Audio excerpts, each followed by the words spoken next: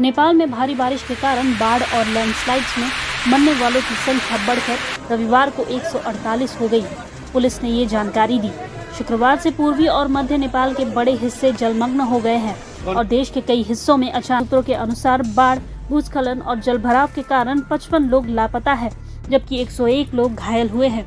सरकार ने सभी स्कूलों और कॉलेजों को 3 दिनों के लिए बंद रखने का आदेश जारी किया है।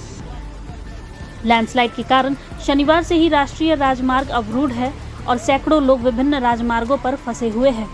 कम से कम 322 मकान और 16 पुल क्षतिग्रस्त हो गए हैं। सूत्रों ने बताया कि लोगों को बचाने के लिए 20,000 से अधिक सुरक्षा कर्मियों को तैनात किया गया है। उन्होंने बताया कि करीब 3,626 लोगों को सुरक्षित स्थानों पर पहुंचाया गया है। सूत्रों ने बताया कि बचाव अभियान अब भी जारी है।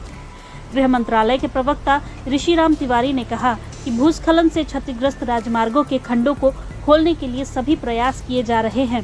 प्रत्यक्षदर्शियों ने बताया कि उन्होंने 40-45 वर्षों में काठमांडू घाटी में ऐसी विनाशकारी बाढ़ और जलभराव कभी नहीं देखी।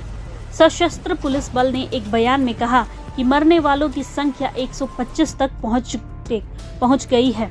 काठमांडू के पास स्थित धादिङ जिले में शनिवार को एक बस के भूस्खलन की चपेट में आने से कम 19 लोगों की मौत हो गई। भक्तपुर शहर में भूस्खलन में एक मकान ढहने से 5 लोगों की मौत हो गई।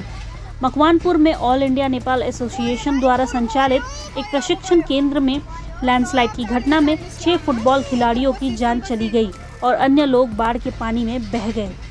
मंगलवार तक बारिश जारी रहने के अनुमान के बावजूद रविवार को थोड़ी राहत मिली। ICMOD द्वारा शनिवार को प्रकाशित एक रिपोर्ट में कहा गया कि काठमांडू की मुख्य नदी बागमती शुक्रवार और शनिवार को पूर्वी तथा मध्य नेपाल में मूसलाधार बारिश के बाद से खतरे के निशान से ऊपर बह रही है।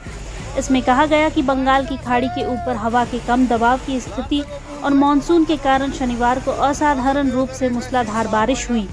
वैज्ञानिकों का कहना है कि जलवायु परिवर्तन के कारण पूरे एशिया में बारिश की मात्रा और समय में बदलाव आ रहा है। बाढ़ और भूस्खलन के कारण नेपाल के कई हिस्सों में जनजीवन ठप हो गया है। कई राजमार्ग और सड़कें अवरुद्ध हैं। सैकड़ों मकान और पुल बह गए हैं तथा सैकड़ों परिवार विस्थापित हो गए हैं।